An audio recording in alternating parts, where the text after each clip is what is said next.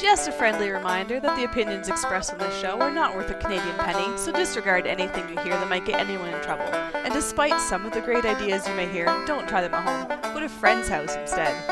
It's time to get a gun. That's what I've been thinking. Well, I could afford one. And if I did just a little less drinking, time to put something between me and the sun. When the talking is over, it's time to get a gun. Hello and welcome to Slamfire Radio. This is episode 358 for June 11th, 2020. I'm one of your hosts, Adriel. I'm another one of your hosts, Kelly. And that's what we're up to today. That's it. Just the Maple Seed crew running the show Yeah, today. I know. Yeah. Why don't we get into what we did in guns? What we did in guns this week is brought to you by the Calgary Shooting Center, Canada's premier firearms retailer. Right now they have the Glock 19X. It's a 9mm. Ooh, that's Cool. stanky. Love it. Yep. 9mm, 4.2-inch barrel with Glock night sights in Coyote, and that is $938. Nice. Are you going to give it? I already have a Glock. I know. But All my pistols are like better. match pistols, though. Like I don't have any like quote unquote like regular pistols. They're all competition pistols. And they're all black, not coyote. No, I have one that's got wood grips on it, and I have a silver one, my Norinco. Okay. yeah. All right. Anyways, what have you been up to in guns this week? I've done quite a bit. So I haven't been on in 2 weeks. I kind of, wasn't on last week. Anyways, so there's that whole William movement on the CCFR. I am William, hashtag I'm William. So I also made a donation to the CCFR to match William's $10 that he sent in. And I sent in a little bit as well, a little bit more than $10. But I hope everybody can do that. Just go and make a donation to the CCFR for their legal funds and just say, I am William. Post it. Let us know about it too, and we'll talk about that. The other thing that I did was I went and picked this up. This is the Smith & Wesson Victory pistol that a friend of mine gave to me for Ladies' Days. So I did go and get it. It's a fantastic little pistol. I haven't shot it yet. It's 22. It'd be great for Ladies' Day, but I haven't taken it out to the range to shoot yet. What's the weight like? It looks like it's got like a really thick barrel on there. Holy! It is like super heavy. It is. It's got a nice barrel. That's fantastic though. For shooting a 22, there'll be like no recoil. You'll just be like plugging away with that thing. It's like a little target pistol. So I gotta go shoot it, and then I'll post my targets as well. I ordered some. Call Sign 66 was on 3 weeks ago. Was it 2 weeks ago? Whenever they were on. That, yeah. I went and ordered some of their swag. I went to their website, and so I got a T-shirt and I got a hat. And like they said, all that money goes towards getting some of the,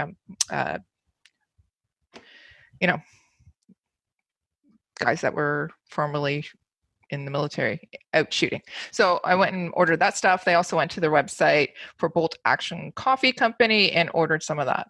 I haven't received it yet. They're roasting it right now, but they just started up that company, and they're also doing a giveaway too.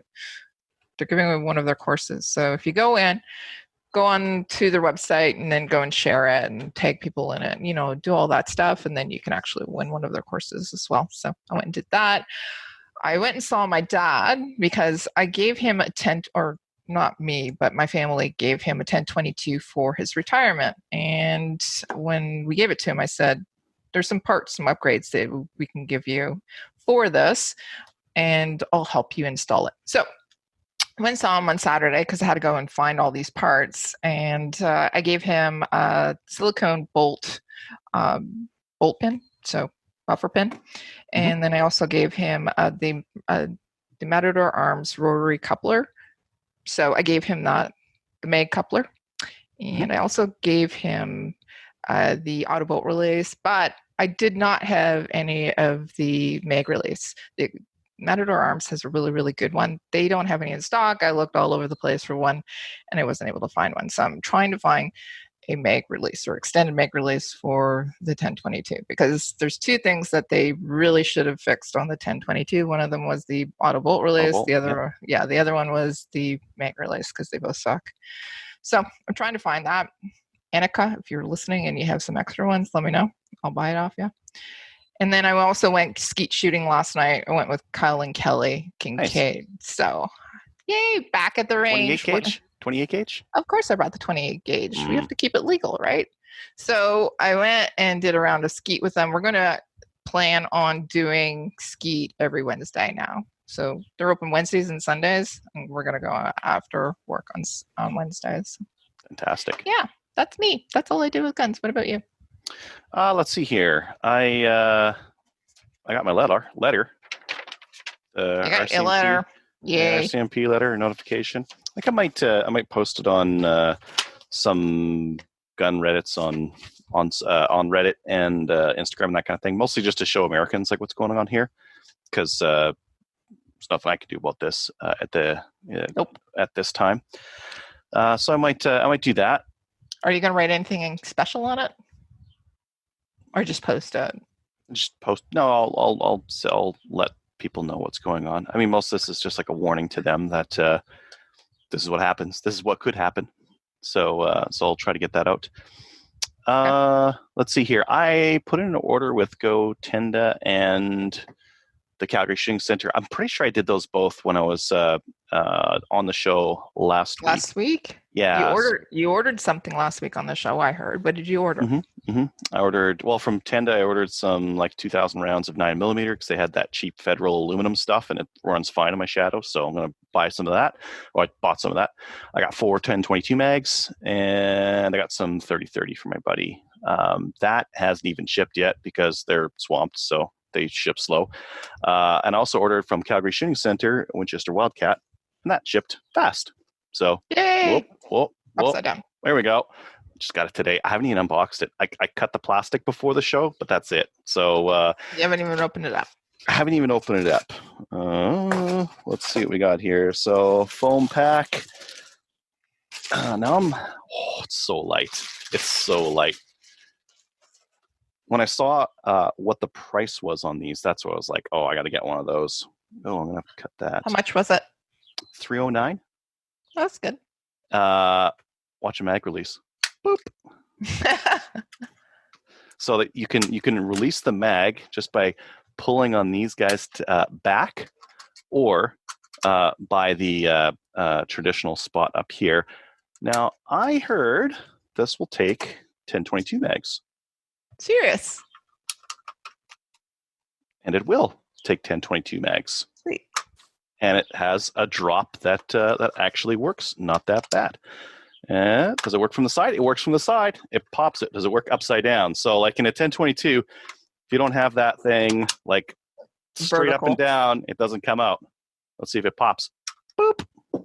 Awesome. It's pretty good. It's pretty good. It's got a peep sight on the back there, so that's kind of interesting. How's it look? It's a little bit big for my taste, but that's okay. How light is it? 4 pounds. Yeah, it's really light. It's extremely lightweight. And the other thing I heard is that the disassembly on this thing is very, very easy. There's a button. You see that red button at the back there? Mm-hmm. I believe, I have not looked anything up, but I believe you can just pull this out. That strap might be catching there. Maybe not. Maybe I should look at the instructions first. I don't know. Maybe. Anyways, it'll just unhinge right there. It all comes out, and that's that. So pretty easy. It does auto bolt release. Cool. And let's just here. Is it that guy there? I'm pretty sure it's that guy there. I'm just trying to figure out the there it is. Bolt back. Yeah, the bolt. There's a little piece of plastic here. You pull that up, and then it lets go, and then it auto bolts. That's neat. What's this guy here? Is that a bolt hold open? Safety. It's the bolt hold open. Interesting. Oh. Yeah. Oh, look at that. I can just pull it back, press this guy in, let go of the bolt, and it holds. Interesting. Safety is crossbolt right here. Okay. Well, that is super interesting. Now, I Now you're gonna would have to- prefer a comb that was higher, and it does not come with any add-ons. So I think if I was to complain about one thing in this rifle so far, it would be, I think all rifles these days should come with an add-on cheek piece where it's like, okay, raise it. irons and clip, and now it's good for a scope, because I think you could reasonably assume the scope's going to be about yay high off the top of the rail here, and go with that. Oh yeah, look, integrated rail, not an add-on rail. So I think this is I think it's a pretty neat upgrade over a 1022 in terms of like features and that kind of thing, fixing some of the things that are kind of annoying on a 1022. I believe this mag will also do a last shot hold open. Cool. Yeah. Which is kind of nice. And then with the 1022 mags, it won't. But interesting anyways. Yeah. Excellent. So you're going to take it out this weekend? I'm going to go camping this weekend. I probably won't bring it just because I like to keep it simple when I go camping. But I will get it out to the range very, very soon. Goodbye. What's that? It was a goodbye, not goodbye. I think, yeah. I was very confused for a second there. Yeah, I think it's a good buy for $300 because like a basic 1022 is right around $300, right? Sure. New? Okay. No. Yeah. No. Right. So we'll have to see what the accuracy is like, and we'll have to see what the reliability is like. If it's anything like it's called the Winchester Wildcat. Winchester Wildcat ammo is awful. Like I would have used any other brand name on a rifle than Wildcat, because it's horrible. So hopefully it's more accurate there and more reliable than the ammo that Winchester puts out. Yeah. Oh, interesting. What? The mag has a little rotary dial on there so that you can push it over to thumb rounds in there. So with a 1020, you got to kind of lever them over a little bit. Whereas with this one, you can just pull on that dial, and that makes room for the next round. All in all, like a good set of upgrades over the 1022. It shoots. Yeah, let's see if it shoots. And I mean, the thing about the 1022 is that it is a rifle, but it's also a platform. So like when you buy a 1022, you're buying a platform. You can replace everything. You can, like, all the problems are really well known. All the reliability things are really well known. If there's like a part breaks, it's like it's a common thing, and all that is nice. Whereas this is V1. This is version 1 of this rifle, and often there are issues with brand new rifles. Yeah. Okay. What else? That's it. I'm going to go to a club meeting tonight.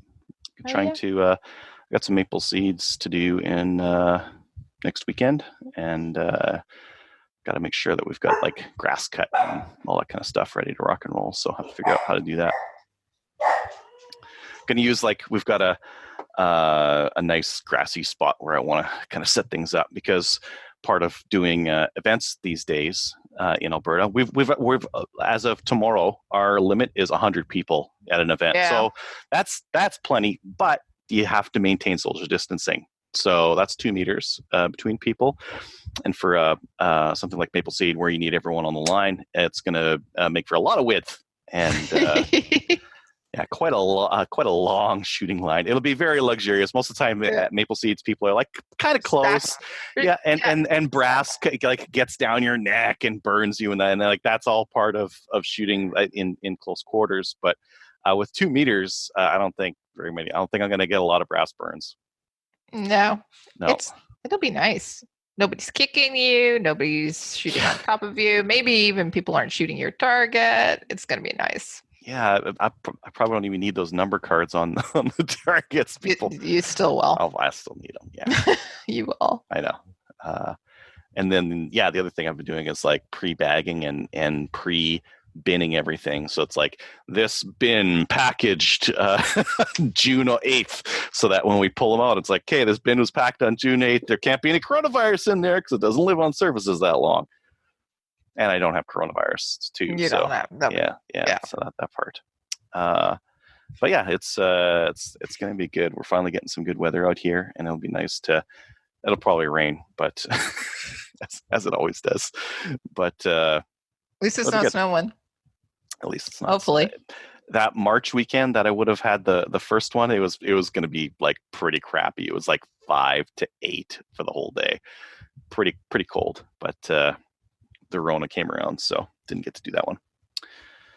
I think that's it for me. Cool. Yeah, why don't we get on to our new sponsor? So Upcoming Events. Upcoming Events is sponsored by Telos Alpha. Telos Alpha is a Canadian digital agency that works in the firearms vertical. They help with business processes, strategic planning, websites, e-commerce, and battling the stigma the industry carries with banks, merchant processors, and social media. So if you own a gun shop or you know someone who owns a gun shop and their website kind of sucks, tell them to talk to Telos Alpha because they'll help them set up a website properly. There's a lot of tools out these days that some people try to use to do it themselves, and the result is often an e-commerce website that is kind of crappy. And the firearms industry is kind of well known for having crappy websites. So if you want a good website, talk to these guys. To them. Did you check out SFRC's new website? I think I have. In the past 4 or 5 months, they upgraded their website. Mm-hmm. Telos is the one that did it for them. The one before that, don't tell them I said it, but it sucked. It was pretty hurting. Like I once you got used to it, it was okay. But just when you first get in, you're like, oh man. Yeah. But the new website was done by these guys, and they did a really good job with that too. So go and check them out. Photography, good, easy to browse through. Yep. Ooh, TT33s. No, I already got one. I don't need another one of those. Shiny. Ooh, surplus guns. You're on there now. I like cheap surplus guns, and whenever I see them, I'm like, man, I could buy that. That's no problem. Yeah. Yeah. Do you want to finish the sponsor ad, or do you? I kind of went on another way and talked about more stuff from the sponsor ad. Yeah. Learn if you want a website that doesn't suck for your firearms shop nearby. Go to telosalpha.com. Upcoming events. We have the 5th annual Ronnie DeGroot Memorial Steel Challenge, July 4th. This is USPSA Steel Challenge rules and stages. 7 stages, 7 squads of 10. Costs $25. Oh, that's so super reasonable. Cheap. And there are 50 spots left. You can go to Practice Score, look for the annual Ronnie DeGroot Memorial Steel Challenge, or just search Steel Challenge in New Brunswick. I'm sure it'll pop up. Practice Score has been upgrading as well, so that's pretty good as well. Okay, cool. Yeah, news. I added some to this, and then I don't know if I actually said them last week or not, but there's been a bunch of different places donating to the CCFR Legal Challenge. Yep. Vancouver Island Arms Collectors Associations, or VIACA, they donated to the CCFR Legal Challenge Fund $20,000. MDT, Modular Driven Technologies. Yep. Yeah. They're the guys that make the cool aluminum stocks you can put in your bolt action rifles and that kind of thing. They donated $10,000, and the East Elgin Sportsman Association also donated $5,000, which is fantastic. It's all local Canadian organizations and ranges and sportsman associations donating to this legal challenge, which should help juice it up and afford the best lawyers possible. The next one, I should probably do a screen share for this one because it's please. Yeah. 1 second. Molly's doing that. If you or your club has donated money towards the CCFR legal fund, just go to our website, not our website, but our Facebook page, or send us an email and let us know, and we can also talk about it. Week. Let us know, because right now I'm going off like Facebook, like CCFR notices, and I miss a lot. So we'd love to talk about those. Yeah. We talked about, Ryan talked about the Maple Ridge Armory straight pull receiver set. They are now doing pre-order for an estimated delivery of August 31st. So these look pretty neat. He was doing teasers about it. Mm-hmm. Yeah, he released like this little picture and that little picture and put them on Instagram. It's called the MRA V1B receiver kit. It's a non-restricted, spring-assisted, manually operated straight pull bolt action. It's a straight pull AR facsimile. So Right. it's got its own bolt carrier group, but you supply the bolt, which is actually a good idea. So take your old AR, pull the bolt out. They can't use your old BCG. They need to use their own because it's a side charging one, right? So that makes sense. But take all your other parts, bolt it to one of these, and your old Voila. restricted AR is now your old restricted, now prohibited AR is now a non-restricted straight pull. So easy way to take all those really nice parts that you took all that time researching and finding and buying and tuning and putting them into a platform and money, and put them into a platform that you're able to use it for. So this thing can be assembled to make 223, 300 Blackout, 65 Grendel, 224 Valkyrie, 762 by 39, 300 Hammer. What was the one that Trevor wants to do? 300 Hammer?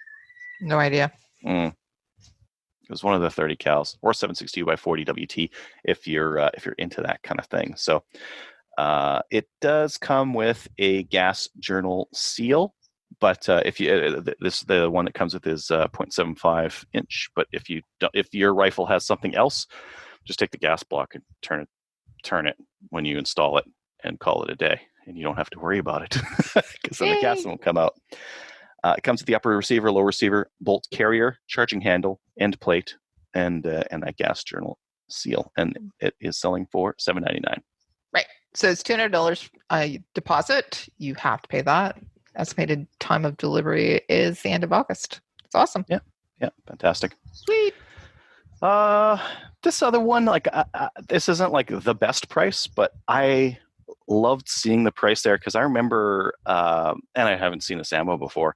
I remember buying ammo when I was like 18 or so, and it was $250 for a 50 round box of 22 shells, and then it was much more expensive than that for years and years afterwards. We're back to that price. Why do you think it's back though? It's $2.49 for 50. It's back 40. Because all the ammo manufacturers, every time there's a panic buy in the US, they panic buy 9mm, 223, and 22. Right. And so all these manufacturers have been like, oh my God, so much demand. And they've all cranked out their production. So now they're all producing a lot more of this 22 ammo, right? And now they've got to the point where they're producing it in such high volumes that they're able to sell it for lower price. And the demand is starting to taper off as well. So less demand, more supply, lower prices. And we're priced back where I remember buying in the 20 years ago kind of thing. Yeah. So it's federal. I want to. I should probably share my screen for this one too. Yeah. This is it's almost like a white box ammo, and I haven't seen it before. RTP, Range Target Practice 22. I don't know if it's like their offcuts or their factory seconds or something like that, but it's cheap. It's very cheap. So, have you bought any?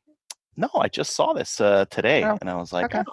Copper plated, round nose, interesting. I kind of like copper plated, not for like accuracy wise, it's not as good as just straight lead with wax or something like that on there. But I like it if I'm going to go shoot gophers or like pocket carry my 22 ammo, right? Because I'm not going to get leady fingers and that kind of thing. Yeah.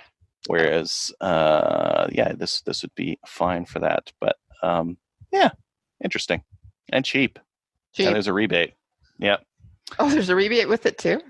Yeah, it's $250 and there's a rebate. So buy a new rimfire rifle or handgun from any brand at an authorized dealer and 2 boxes of this to get the purchase price of 1 box. Oh, who cares? It's $2.50. It's $2.50. Yeah, okay. So who cares about that rebate?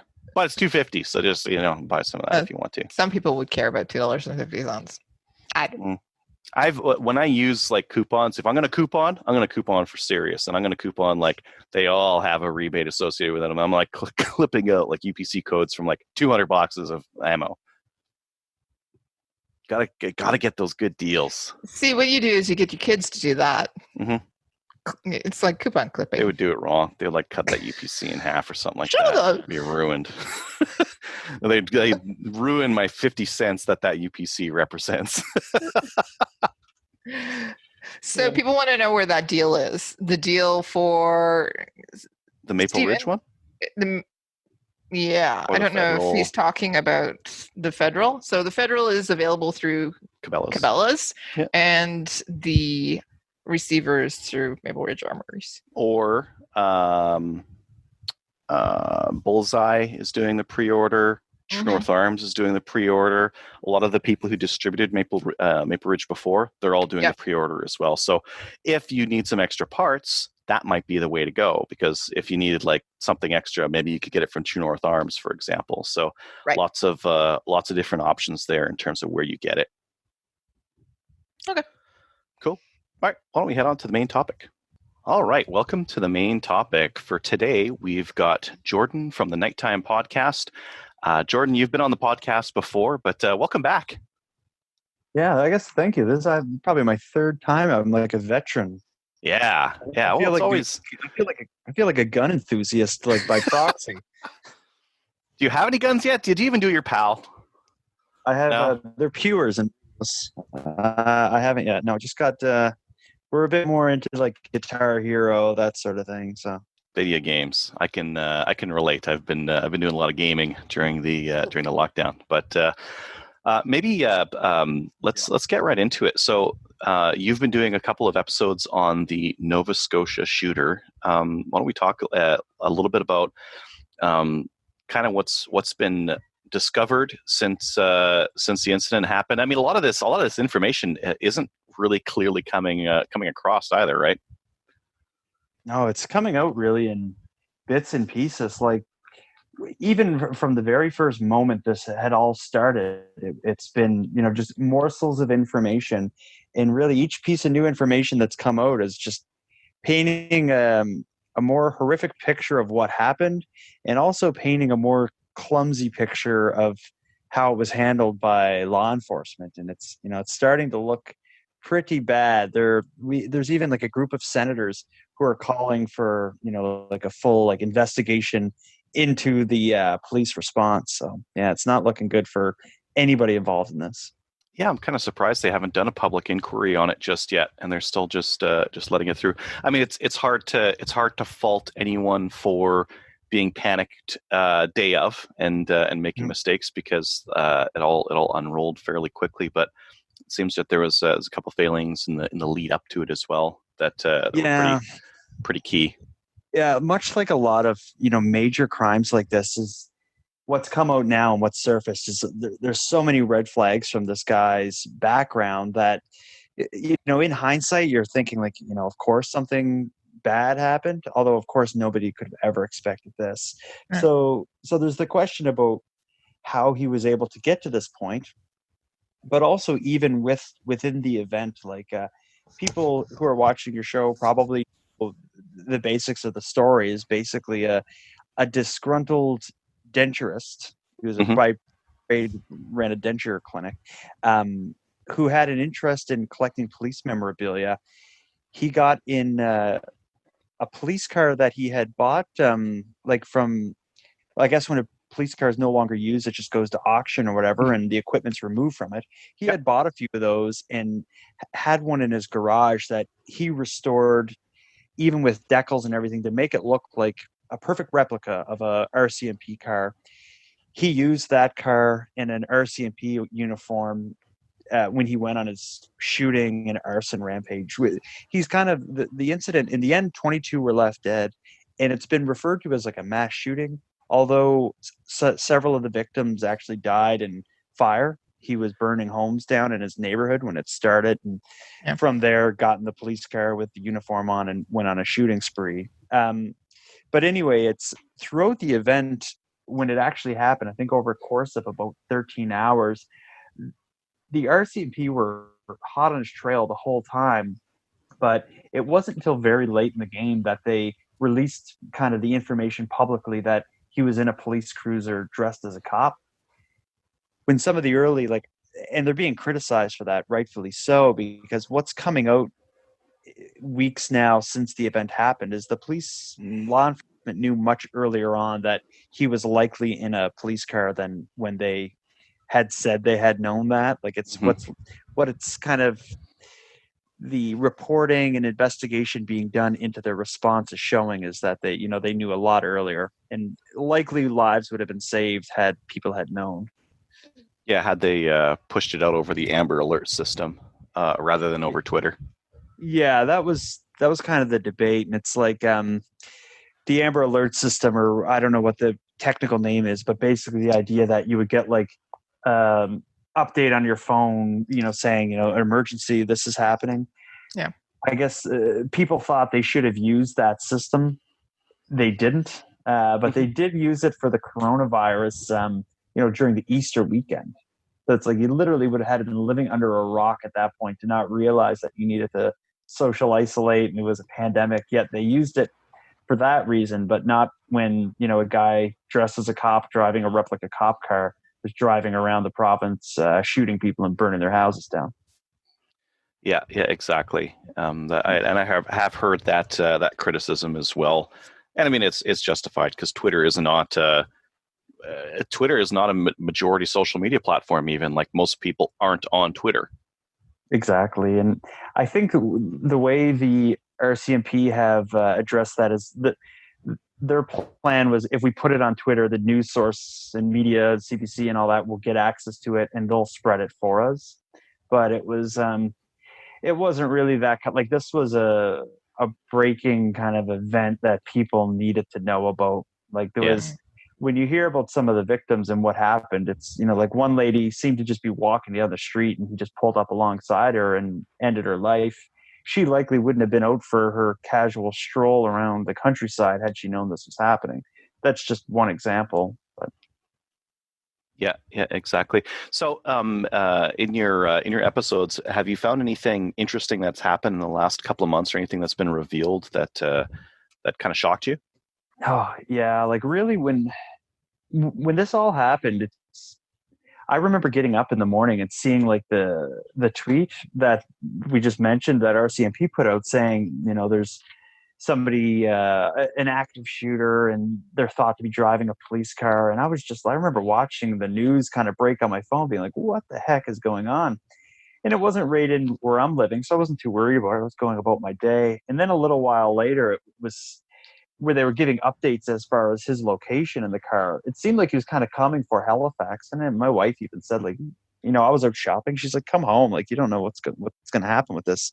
And as I was getting on my way home, I got a text from a listener of Nighttime, and they had sent me a video that they filmed on the side of the road. And it just so happened that they happened upon him wrecking his police car and getting out, and he actually drove his police car into another cop car and got out and killed the cop. Like I'm sure you've heard of him murdering another police officer. They just happened to be like in traffic as that happened. And I was looking at my video on the video on my phone, just like, like I was kind of seeing it in my head as I was reading the Twitter of this crazy thing. But to see on your phone, like, cars on fire and all this stuff happening on a highway you've driven down a million times. But anyway, it all seems so bizarre and unusual and like something out of a horror movie or something.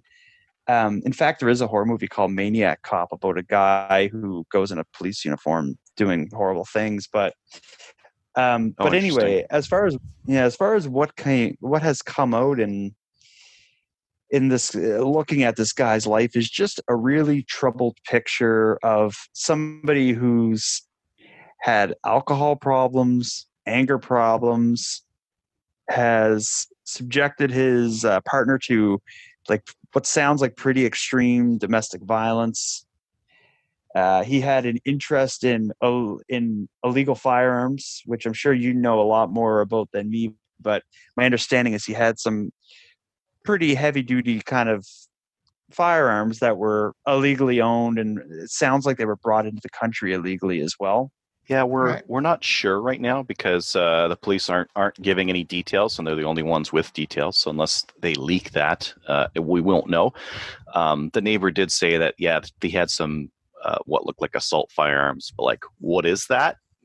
Who knows? Like it could have been anything really, because most people, when they see there are some firearms that look like heavy duty assault firearms and they aren't, and then there's some that don't and they are very like serious firearms. But yeah, it's hard to say what he had because we just don't know. All we know is that one was from an estate.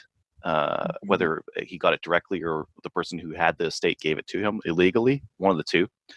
And then the others were brought in from the States, smuggled, so illegally smuggled in from the States. Yeah.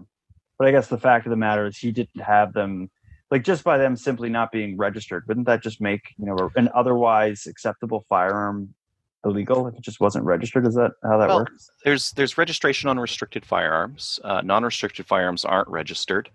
But he doesn't have a PAL either. Like firearms possession is not strictly legal in Canada unless you've got a PAL or someone with a PAL next to you, kind of a thing, right? You can't be in possession of a firearm. I gotcha. Yeah. So, and smuggling them into the country is not really legal either. Doesn't it, like when you use the word smuggle, it sounds wrong. Yeah. Yeah. You can't just buy them and just bring them in. It's just like keep your mouth shut and bring them in. Yeah. That's not how it works. But needless to say, it's like when you look at this guy's history, it's the kind of thing where it's kind of boggles the mind that something hasn't happened to stop him.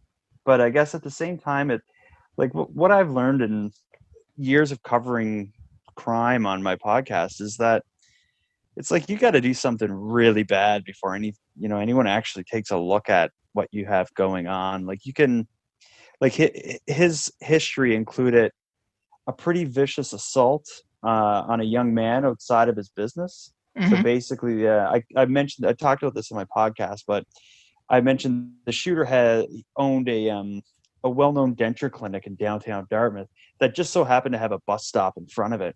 Mm-hmm. And he was charged in, I can't think of the year, it may have been like 2001. It's a while back. Maybe anyway, forget that I said the year, but it was, I'm not sure exactly when, but it was a while ago. But anyway, a young guy, just a teenager, was waiting for the bus outside of the clinic when, without any warning, the shooter charged out of the clinic and just started pounding on him and beating him. And the two of them are on the sidewalk, like rolling around, like fist fighting. And it just so happened that cops drove by and broke it up. And the eventual gunman was charged for assault for that. And he ended up actually, a part of his sentence or the conditions of his punishment or whatever was that he wasn't allowed to possess firearms for like a year or something. But this was well before all this happened. But it's just one kind of disturbing story to show that he has, some problems with violence. From there was stories that came out of him randomly threatening, talking to his brother on the phone. I think it was his brother, maybe his cousin. It's saying, I'm going to get in my car and go to New Brunswick where my parents live, and I'm going to shoot them to death. The parents were notified that this happened, that this was said, and that he was planning this. They called the police. The police went to his house and checked on him. And apparently he told the cops, it was a big misunderstanding. No big deal. And they let him go for that. And there's another story that just very recently came out from like 2011, where a tip was given to Truro police, and Truro's the city very near where he lives.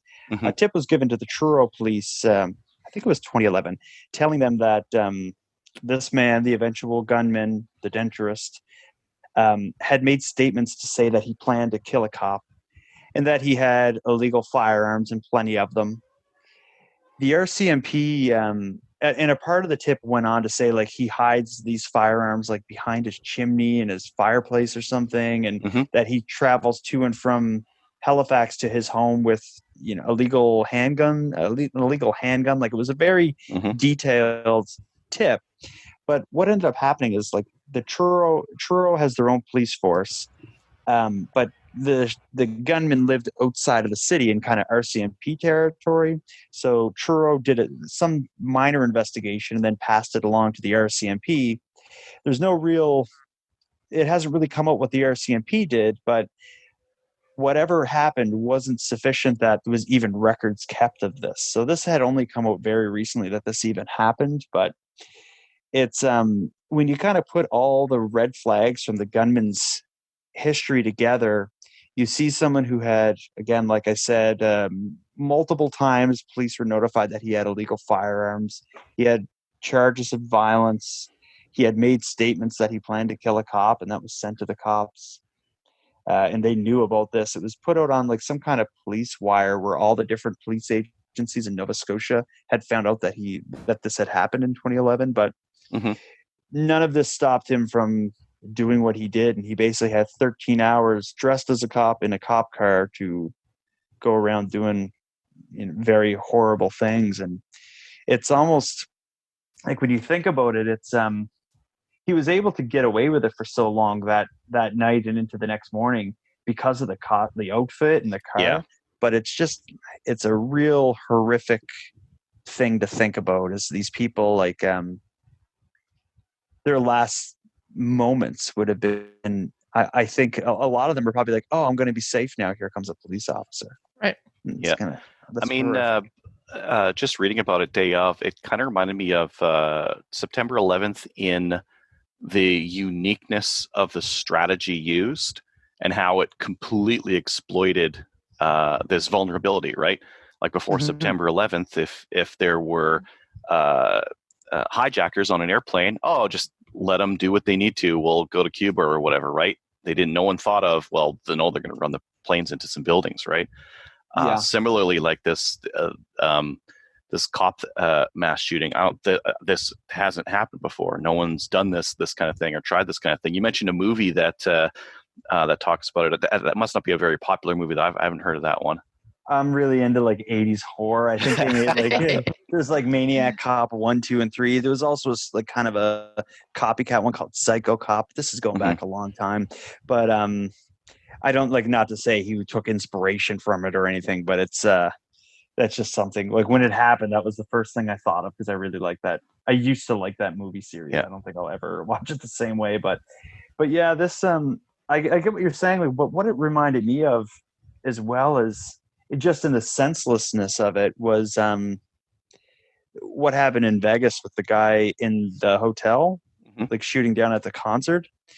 In a way, it reminds me of that, because it's like nobody really knows what this guy's motive was. Unlike the September 11th, like we know what that, like, it was all ideological. Yeah. That guy in Vegas, it was like he apparently had money, just an older guy that just must have just snapped and did this. That's kind of like what happened in Nova Scotia. This guy's said to be a millionaire. He had a successful business. He owned multiple properties. He had a whole bunch of motorcycles and cars, and he hasn't, like, didn't leave any kind of obvious explanation as far as why he did this. Really, it seems like what likely happened was that night he was drinking, is what people have said. He got in an argument with his common law partner, and she was the first one who he attacked, but she ended up escaping, apparently in handcuffs, is what the initial news reports have said. He like cuffed her in his house, and she managed to escape and survive. From there, it seems like he left the house dressed as a cop and got in his cop car and just went on a rampage. Some of the reports are that the neighbors actually didn't really get along well with him, based on their interactions with them, and also they knew about the domestic assaults that were taking place on the property too. So that was one of the reasons. He didn't really like the neighbors, but some of the reports are they responded to that domestic assault that night, and they were the first victims. That's what I heard.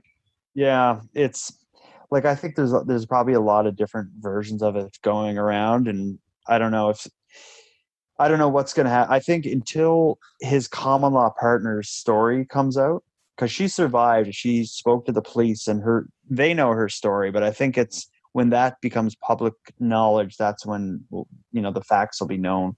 Right. But they're also doing a forensic autopsy. I don't know if you've read about this, which is basically like a detailed look at his personalities and history, with a goal of kind of figuring out what may have led to this happening. Right. What about? Yeah, I think I saw something. Oh, I'm gonna get the phrase wrong, but like a gripe collector, not gripe. Yeah, It's something else. A grievance collector. I think is what they call it. Yeah. That's actually what my next episode is going to be. My next episode that I'm doing tomorrow is a interview with the criminal, like a criminal profiler who used to be with the FBI, who spoke to CBC and the press really early on, saying, "I think this guy is a grievance collector," and it's basically this kind of behavior of that's often seen in spree killers or people who snap, which is basically grievances from their past that like you, like the three of us may get upset with someone and be furious about it, but we eventually get over it very quickly, likely, hopefully. A grievance collector, that stuff just stews and stews. So you may collect all these grievances from your past and just blow up and take it out on someone who did you wrong 15 years ago that probably doesn't even remember your name. And yeah, so they believe that this man was a grievance collector. And perhaps the people some of his victims, like some of them seemed random, but some of them he was connected to in a way. And it seemed like he was kind of going from house to house, finding people that maybe he slighted him or he perceived them to have slighted him in the past. Right. It's odd because he did actually go to, like, for example, he drove out of the way instead of going towards Halifax, which he eventually did. He went totally in the opposite direction, up towards Spring Hill, and they were targeted. His victims No there question. were targeted, but there. Yeah. So it's interesting. I don't know why they were targeted. Mm-hmm. That's interesting to me because of the affiliation and who they were and what they did, and also that's my hometown too, where my parents. Oh, it is. Yikes. Yeah. So, and obviously with corrections, I know people at Spring Hill as well. So it's like the connection. I don't know why they were targeted, but it'd be interesting to find out that piece. Yeah. Like it can't be a coincidence that the final victim was also a denturist. He drove to her home, murdered her, and took her car. But it's just, I'm thinking, like, what is the chance that a denturist would go on a rampage and one of the victims would be a rival denturist? Right. It's a little weird. So a slight probably. You're saying he's a grievance collector. People who are grievance collectors thinks the world is out to get them. Basically, nothing is right. They can't, everyone and anyone is against them. So maybe it was personal, right? Maybe she was filed a grievance or something against him. Yeah, or some kind of business deal or who knows what it could have been. Yeah. I'm hoping that if there is an inquiry in this, people will know, what happened. There's a bit of it, just like I can understand why a lot of stuff is kept private, but I just hope like with something like this, which is such a huge deal, especially so in Nova Scotia, like I just kind of hope that eventually all the cards are on the table and we can figure it out. Yeah. I really want to know, what happened, because it's horrific. And I've had it happened near where I am, of course, but I even have a good friend whose husband survived but was shot a few times in this. So it's like it kind of hits close to home for that reason, especially. So yeah, I mean, out of the inquiry, I would hope to see some of these instances, some of these things that happen, mass killings. I don't think you can stop them. I think some of them are truly random enough, and there's just not enough red flags where we can't stop them. They're just going to happen. I think some of them, there are red flags and people don't report them. And then I think some of them, like this one, there were red flags, people reported them, and not enough was done to diffuse this situation earlier, because this could have been locked up a while back. That's how it seems, and also it like what it's really revealed as well is kind of breakdowns of communication among the RCMP as they were responding. But nobody's really come out and said it, but I have heard a lot of rumblings saying that the pandemic's affecting things, that that everyone was understaffed. People may have been working from home and not have access to all the things that they normally would, and that may have played a small role in it. Mhm. I don't know if that's true, but that's the kind of thing that an inquiry will spotlight. Right. And just speaking of the pandemic, it is said that, like, I don't know if it affected how it has affected him, but he's been said to be have been paranoid about the whole thing. So Yeah, I can see that. Maybe it kind of riled him up a bit. Who knows? You can see that in people all around you. Some people are just at a higher level, and I mean, you get a grievance collector. Everyone knows people who are somewhere on that scale of grievance collector, where they're old man angry at the world, and I guess this guy like gets angry enough at the world and has collected enough grievances, and now coronavirus comes around, and yeah, it's just too much for someone who was Breaking point. mentally broken from potentially even an early age. I mean, I saw one thing that said that in his yearbook, it said this guy's the most likely to become a cop. So at some point he wanted to be a cop. Mhm.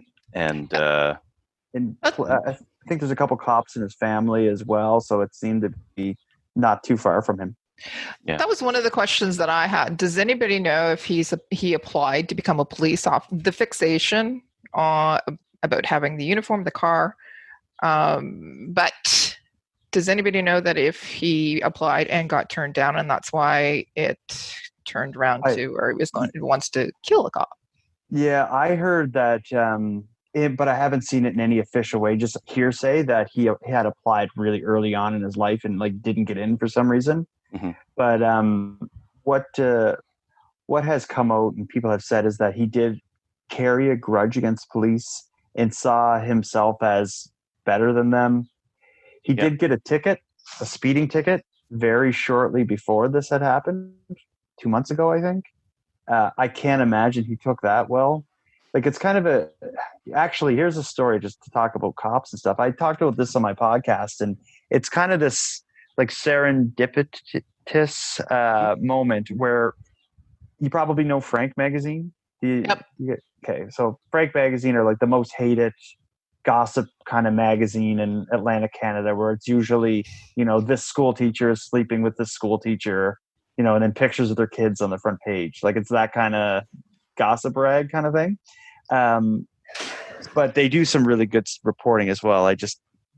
People who know of Frank know them as, that nasty stuff. But anyway, about 2 months before this happened, the shooter actually reached out to Frank to share a story with them. And they did a big story with this guy right before this had happened. Basically, the story is, so he has the denture clinic in Dartmouth. 2 doors down is a Tim Hortons. And he's very protective. Some cops had parked in his parking lot, and he like chained him in or something like that. He closed the gate on him. Yeah, he's really protective of his parking lot apparently, and he didn't know it was a cop car. He was just like out in the back area of his business, and he heard a car stop and the door shut, and it was an unmarked cop car, but there was a car in his parking lot. So what he did was he just chained off the parking lot to be like, that's what you get. Mm-hmm. A couple hours later, 2 people are kind of out in the driveway of his business, and he goes out to approach them, and they're in regular civilian clothes, but they showed him their badges, and they said we're like undercover police officers. And he wasn't going to open the gate for them. He wanted them to pay him. They wouldn't, and they ended up calling the station and were like, bring bolt cutters, we're going to get the car out of here. And he wasn't having it. He said he was going to have them charge the property damage and sue them, and he wanted money from them. And a couple cops and like not the superintendent, but like some important position with the police showed up, and they had a big talk with him. And eventually he agreed to open the gate or the chain. So they all leave. And then as he's driving home that night from work, he got a ticket for speeding. And he ended up going to Frank and shared with him like photos of the cops like trying to get the chains off and all this stuff. And they did make that into an article, because I saw that article. It's an interesting article. in hindsight, because it does kind of paint the picture of somebody who has a pretty big beef with police. Yeah, like I remember reading it and being like, "This is weird. This is really weird. Why is this a thing? This is like, yeah, this person's got a problem." It's just it comes across like if the whole mass shooting didn't happen, he'd be like, "Wow, that's that guy's a nut, and that's a crazy little story." And of course, Frank, like any other news source, like CBC, would be like, "Get out of here. We're not publishing this." But Frank, Mhm.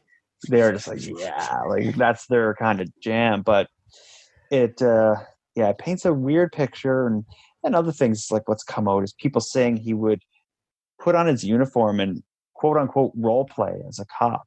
So apparently they haven't explained what that meant, but apparently he had a lot of fun kind of in the costume. So this will all come out eventually, but it just sounds like there was some really weird stuff going on.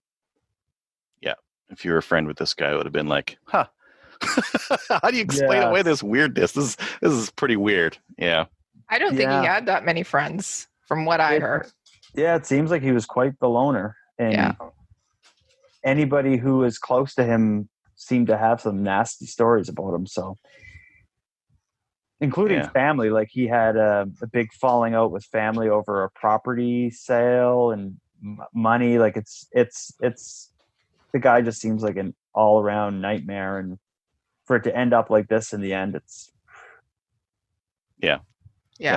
somewhat preventable. Some of these things that happen, not preventable. There's no signs. There's nothing to warn people about. I think with something like this, the warnings were there. The warnings were given. They didn't act on it. Right. And then there was also the mishandling of it during the event as well. We were talking about like the shooting of the police station and that kind of thing. And I think that fire station, sorry. And I think that some of that stuff's going to happen. Like to make an omelet, you're going to break some eggs, and to catch a guy who's doing something completely different that you've never seen before and has never happened in the world, like that's hard. And I think mistakes are going to happen there. But yeah, still like using the emergency alert, that kind of thing is, got to happen faster. Right. Well, they should. Yeah, sorry. I was going to say, well, it started at 11 o'clock at night on the Saturday night, and then the tweet didn't go out until almost 11 o'clock the next day. I mean, I could see the report they got from the one guy was I think I saw him in a police car. Like it wasn't like a firm report. So I can kind of understand that one. But then as soon as they got it confirmed in the morning, it should have been like, well, we got to confirm. Right. Let's move out. And yeah, the girlfriend came out of the woods that she was hiding in apparently at 7 o'clock in the morning. And that's that should have been the thing to do. But we're all as gun owners, we're interested in this because Trudeau used this as his announcement platform. We knew that he was waiting for a tragedy of some sort to kind of piggyback onto and make his announcement. He chose this one. We know now that, and we knew then as well that it wouldn't have made a difference. It wouldn't have made a difference to this one. The laws that he chose to put in would make zero difference to this. That's kind of why I'm surprised that this is happening with the firearms. Like I get the emotion of what happened and the fact that firearms were used, but I don't know if somebody has illegal firearms, like what could they have done? It's like, I think more investigated the tips that he had illegal firearms, or maybe announced if you assault somebody, we're going to lock you up forever. Because if that's a crazy law, but it would have prevented this. Any firearms laws wouldn't have, unless he can get people in the U.S. and around the world to also get rid of them. And well, we've toyed with mandatory minimums in Canada for firearms crime. The Conservatives actually run on that a lot. It doesn't actually do anything to deter, and it may or may not be like a charter violation. So there are issues with the sentencing around that. It's a tough problem, right? Like it's especially when we share a border with the U.S. and this guy can drive down to the U.S., buy some guns, and drive them back up, right? So it's not an easy problem to solve. We've kind of got reached the limit of diminishing returns on firearms laws here in Canada. We have relatively low gun crime, and I don't think there's a point in trying to stop using extra laws, something like this happening when it's just more hard work. Stop with the extra laws, do the more investigation part, and I think it would have been fine. Yeah, it's so political. Like the whole idea of firearms laws and regulation and stuff, it's such a heated thing. I can't, yeah, I don't like it when you read on, like, I'm sure, well, this is your world, but whenever I see people talking about firearm laws, I'm just like, get me the hell out of here. Cause it gets so intense. And like, I get it through Trevor. I just watch Trevor fight it out with people, and, and that's enough for me, but people are so passionate on both sides of the issue. And yeah, I don't know. I don't know what will happen, but I think the problem is it's no matter how illogical the rules or laws he's trying to pass are, to stand up against him on behalf of firearms owners, there are people who will think you're a monster, even if it's completely illogical, just simply because of the emotion in the issue. They'll bring up, crimes like this and innocent people losing their lives. But it's hard to take away the emotion and look at it, would these laws change anything? I think a lot of people see the ends as justifying the means. So if they want no firearms in Canada, they don't care that it's like illogical. They don't care that it's hypocritical, and he's like grave standing to make this announcement, which would have done nothing. Like that doesn't matter. That's okay that he's being a hypocrite about that, because it's going towards the end that they want. Yeah, I get that, but it's so political. It scares me. Yeah. Anyways, thanks for coming on. So, if people want to hear more of the episodes where you dig into this a little bit deeper, where can they listen to you? Yeah, so I got 3 parts so far. At you can find me anywhere you get podcasts, really, or on my website nighttimepodcast.com. I have 3 episodes about this. The first one walks through the timeline. The second one looks to the timeline of the attack. The second one looks at all the red flags that have emerged from his history. And the third one looks at his history of domestic violence and how domestic violence connects to this mass shooting and mass shootings in general. If you look at the statistics in Canada, I think it's like the top 5 worst mass shootings all involve violence against women, which is very telling to see that, that's what people are killing about. And this guy seems to be the case here. Yeah. But anyway, you can get me anywhere you get podcasts or nighttimepodcast.com. And if you listen to my back episodes, you'll hear Trevor talking about firearms in an episode. And even you going to the range as well. Yeah, we were range with them. Yeah, well, I did a series on a planned shooting that involved specific firearms that a lot of people said would have done this horrific damage. And when I talked to Trevor about it, he said, the firearms they plan to use weren't going to kill a bunch of people. Yeah. So to illustrate it, he owned the firearms that were going to be used in this attack that I was covering. And he took me to a shooting range and let me do it. And that was pretty cool. Yeah. Well, nothing like a little bit of hands-on to see someone's point, right? It's easy to argue with people about stuff. But it's closer to the truth when you actually like see it and feel it and try it and hold it. Yeah, that's what we did. This thing that we were covering was these 2 teenagers or young adults were planning to commit a shooting in the mall. They had no experience with firearms, much like I did. And Trevor said, I'll bring in the shooting range and I'm just going to scream at you and you see how many shots you can get off with this shotgun. And I couldn't get any. I just like froze holding this thing. And eventually when I did shoot the shotgun, it's like I was sore for days after because of the I guess I held it too loose and it hit me. But anyway, it was a good time. And that was when Trevor had the goatee. So he looked normal. Like if I never would have been near him with it shaved, I wouldn't have been with that person. I don't know if you've done an episode like that yet. Well, he's growing it back now. Yes, he had his coronavirus beard going, but thank God. Yeah. So and I was That's why he's not here tonight. You guys, you're just letting him grow it back. He's before- put a growing time, beard growing time. Yeah, Okay, yeah, I give him a bit. Good. he's eating whatever is good for growing beards. He's putting like salve on there. Yeah. Anyways, thanks for coming on, and Anytime. we'll see you soon next time. Awesome. And all the best to you. And thanks to all your listeners for checking out my show if they decide to. Awesome. Thanks, Take Jordan. care. Thank you. Bye. Thanks again to Jordan for coming on the show and telling us a little bit more about the shooter and what happened in Nova Scotia. Listener feedback, Facebook. Is there anything there that we need to address or get onto? No, we've just been talking about it as we go. Kyle will post the stuff about SFRC on next week's show. He's talking about a donation that was made. So we'll post that. Thomas Correct. Donnelly was saying I assume that's his Winchester Wildcat. He says it shot fine and the Ruger mags fit. Yeah, I mean, the Ruger mags did fit in there. It's which is kind of nice if you got a 1022 or a 1022, a whole bunch of mags and that kind of thing. Fantastic. Now it'd be really cool if they made a Winchester mag that was not 10 rounds, but like 25. It was like, there's a Winchester mag. That's all it's good for. But it actually fit the 1022. That would be neat. That would be Canadian legal. And then we could get big mags in our 1022s again.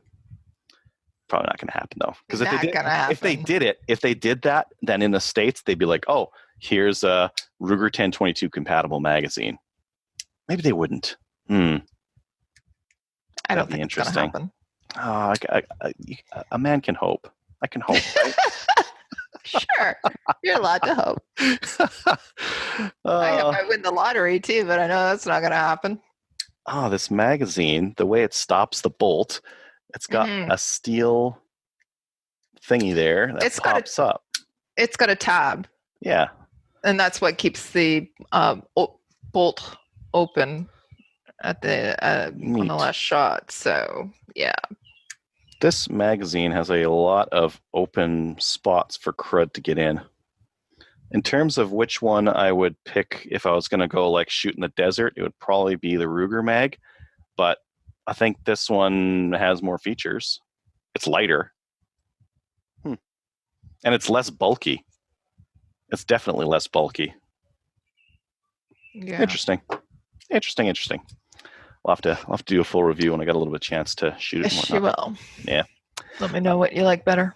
Listener feedback. Listener feedback is sponsored by Armory DC Gunsmith.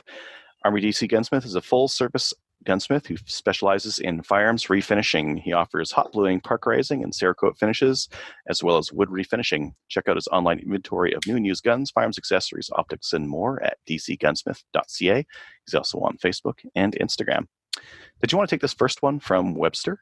Sure. It says from Webster. Hello, Slamfire Radio. I just wanted to reach out quickly and say that Kelly should rage quit more often. The last show was fantastic. He says, I get this. I'm reading this one. While I thought I would miss such insightful comments as, well, yeah, I just did it. And just, and I was pleasantly surprised to find out how much I enjoyed the show without them. Best regards, Webster. Yeah, I know. And you'll love this show too there, Webster. So I should rage quit more often. I did rage quit, didn't I? Sorry about that. I should probably give a little bit of an explanation, maybe, or apologize. Apologize to the Rage listeners. quit. No, apologize Yeah. for nothing. All right, I won't. You had chicken to make. No, I didn't. I was just pissed off. Just go with it. Next one's from John. Hi, folks of the greatest radio station in the world. Next week's episode is number 358. That's the diameter of one of the greatest hunting rounds ever, the 35 Remington.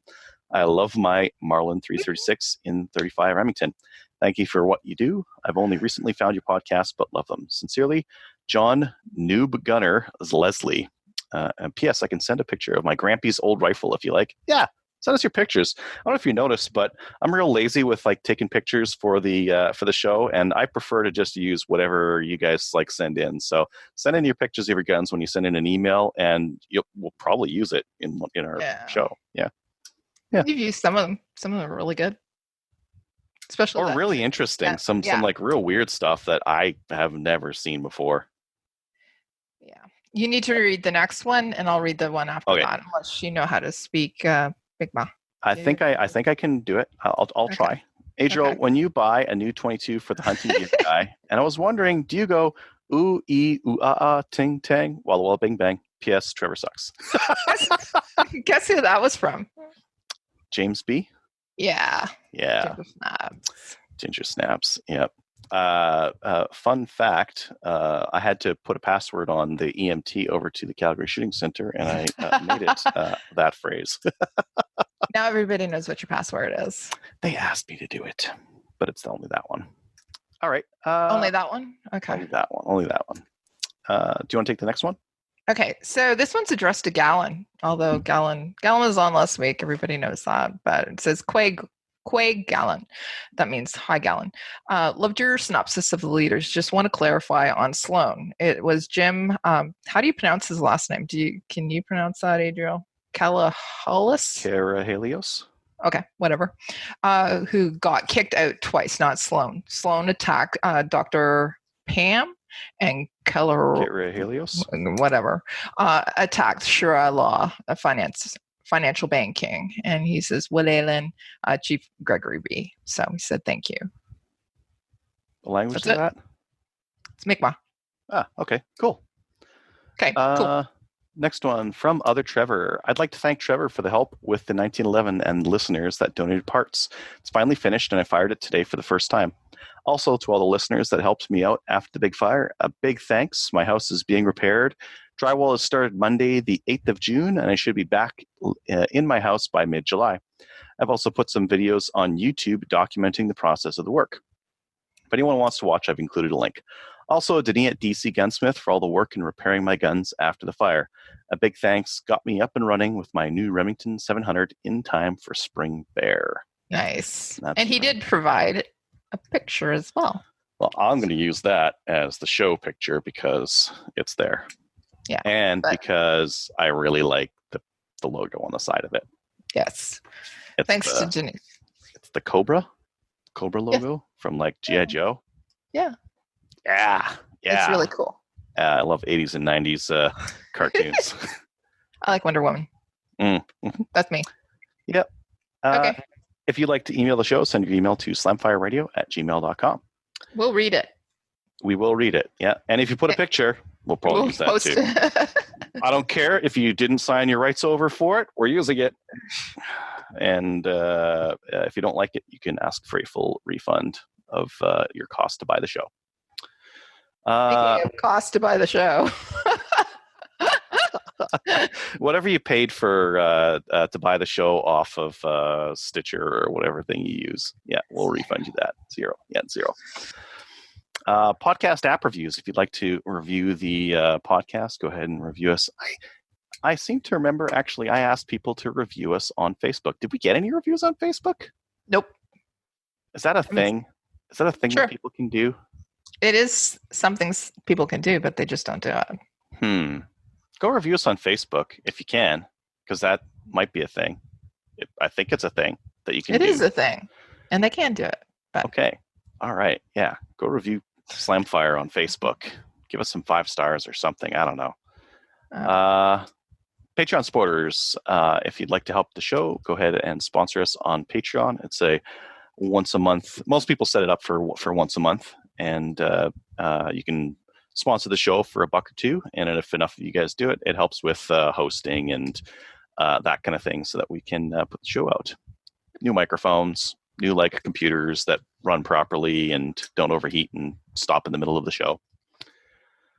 You can also help us out by visiting our website and clicking on the links for Cabela's. So if you want some of that cheap ammo, Go there. Cabela's has curbside right now. So you could go on the Cabela's website, order a bunch of, go on our website, click on the link to go to Cabela's, order a bunch of ammo, and then profit. pick it up. Wait, sell underpants and then profit. Yes, that's what's going to happen. Yeah, there's a step in there. I'm not sure what the middle is, but actually, I got an email from Cabela's. I don't know if it's Cabela's US and Canada because I'm an affiliate for both, but Okay, one of what? them is going away from their affiliate network right now. So I'll try to keep us up on that moving. Yeah, please. Yeah. Let's know what's going on. Shout outs, Kelly. I do want to say to Paul Grady. Grady? Yeah. Mhm.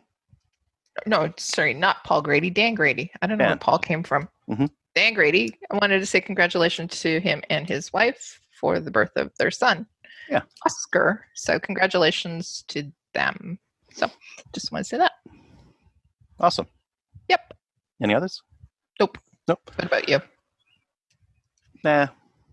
I don't know what's going on. I've I haven't really been paying attention. I play a lot of video games these days. I'll go out shooting soon. Get back into the real world. Next as it were. week. Next week I will get back into the real world. It's going to be awesome. Okay. So I will give you a shout out for that. Getting Getting Alberta back up. into the real world. Yeah, getting back into the real world, getting Alberta up and running again. So I think Don't give me the shout out until it's done. Like it's been a while. There's some rust here. we all have And, rust. Yeah, it's gonna be apparent, but I'm sure most people that are gonna be at that Maple Seed are just happy to be outside and doing some shooting and doing something. So I got that going for me. Yep. Yep. Please join a national firearms association such as the CCFR. Check us out on Gun Owners of Canada. Like us on Facebook. And if you're in a major municipality, or even if you're not, reach out to your city councilors and your county councilors, county people, whatever is going on in your county, in your area of the world. Reach out to them and talk to them about municipal handgun bans. They will be coming soon, we assume, because Trudeau had it as a platform promise. It will be coming.